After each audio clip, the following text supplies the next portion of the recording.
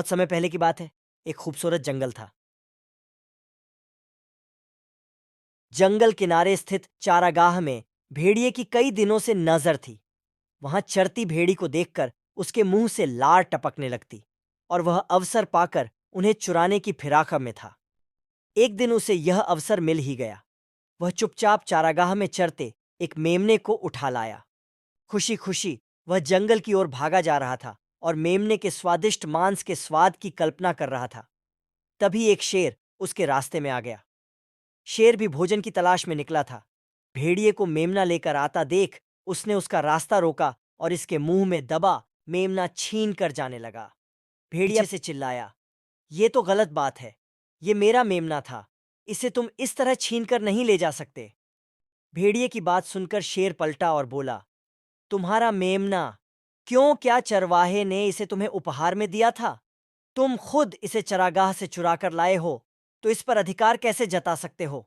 फिर भी यदि यह चारागाह से चुराने के बाद ये तुम्हारा मेमना बन गया था, तो तुमसे छीन लेने के बाद अब ये मेरा मेमना बन गया है।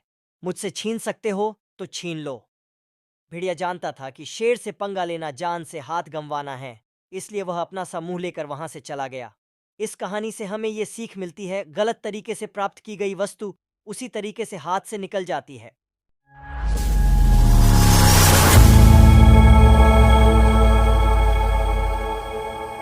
घने जंगल में कर्पूर तिलक नामक हाथी रहता था।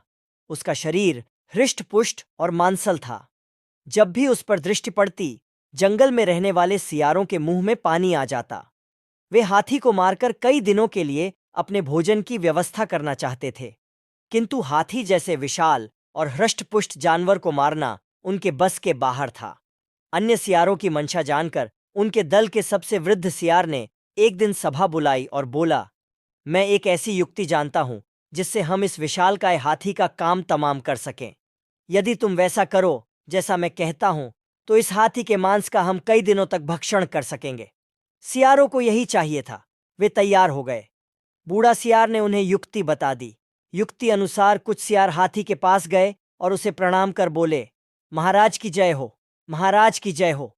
स्वयं के लिए महाराज का संबोधन सुनकर हाथी चौंका और बोला, कौन हो तुम लोग? मेरे पास क्यों आए हो और मुझे महाराज क्यों संबोधित कर रहे हो?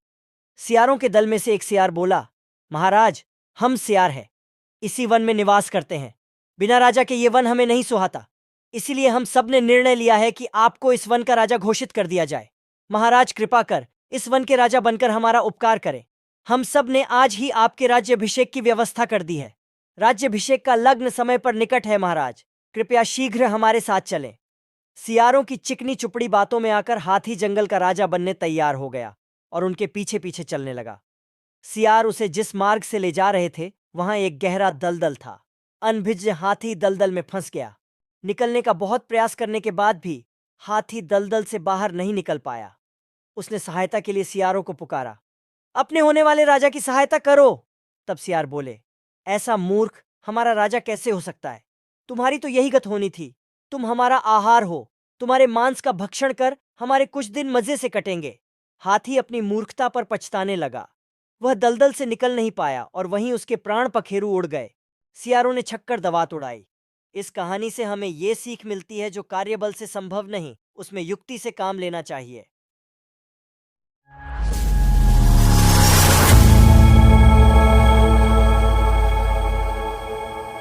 बहुत समय पहले की बात है।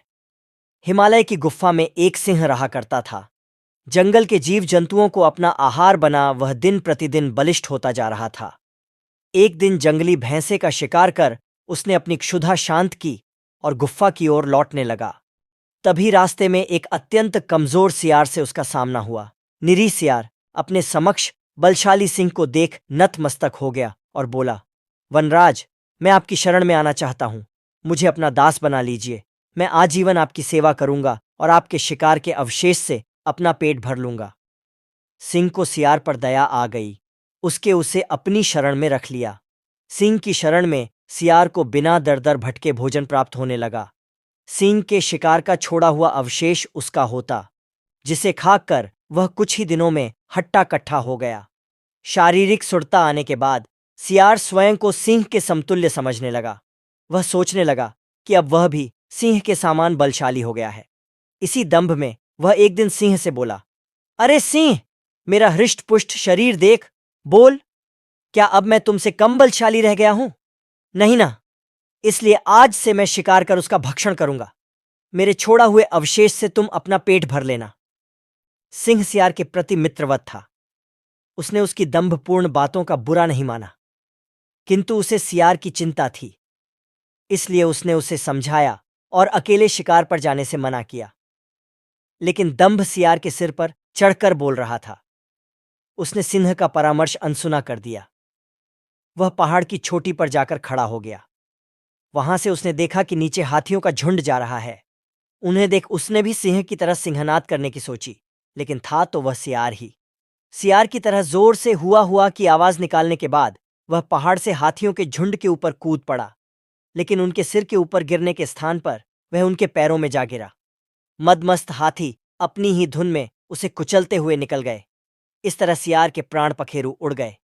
पहाड़ी के ऊपर खड़ा सिंह अपने मित्र सियार की दशा देख बोला, होते हैं जो मूर्ख और घमंडी, होती है उनकी ऐसी ही गति।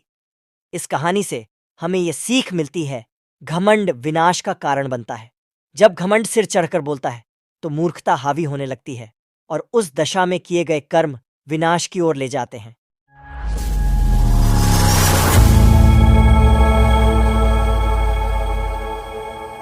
एक दिन एक सियार किसी गांव से गुजर रहा था। गांव में उस दिन हाट बाजार लगा हुआ था। सियार जब हाट से गुजरा तो वहां उसे लोगों की भीड़ दिखाई पड़ी। वे लोग जोर जोर से चिल्ला रहे थे और तालियां बजा रहे थे। सियार उस भीड़ की ओर चल पड़ा और उनके बीच में से झांक कर देखने लगा कि आखिर माजरा क्या है। उसने देखा कि वहां दो बलशाली बकरियों के बीच लड़ाई हो रही है। लोग उन्हें ही देखकर चिल्ला रहे हैं। दोनों बकरियों के बीच चल रही लड़ाई जबरदस्त थी। अपनी सींगों के वार से दोनों ने एक दूसरे को लहूलुहान कर दिया था, लेकिन इसके बाद भी कोई रुकने का नाम नहीं ले रहा था। उनके शरीर से बहता हुआ रक्त सड़क पर फैलने लगा था। ताजे रक्त की महक जब सियार के नाक तक पहुंची तो उसकी लार टपकने लगी। वह खुद को रोक नहीं पाया और रक्त को चाटने लगा। रक्त को चाटते चाटते वह बकरियों के नजदीक पहुंच गया। उसके मुंह में बकरियों के रक्त का स्वाद लग चुका था। अब उसका लालच और बढ़ गया। उसने सोचा कि क्यों ना इस बकरियों को मारकर मैं अपनी पेट की ज्वाला शांत कर लूं। बस, फिर क्या था। उसने आव देखा ना ताव और टूट पड़ा बकरियों के ऊपर। बकरियां बलशाली थीं, ऊपर से बहुत देर से लड़ाई करने के कारण तैश में भी थीं। सियार के आने से उनका क्रोध बढ़ गया और उन्होंने सियार को ऐसी पटकनी दी कि वह चारों खाने चित हो गया। उसके बाद बकरियों ने उसकी तब तक धुनाई की जब तक वह मर नहीं गया। इस कहानी से हमें यह सीख मिलती है, कोई भी कदम उठाने के पहले भली भांति सोच लेना चाहिए।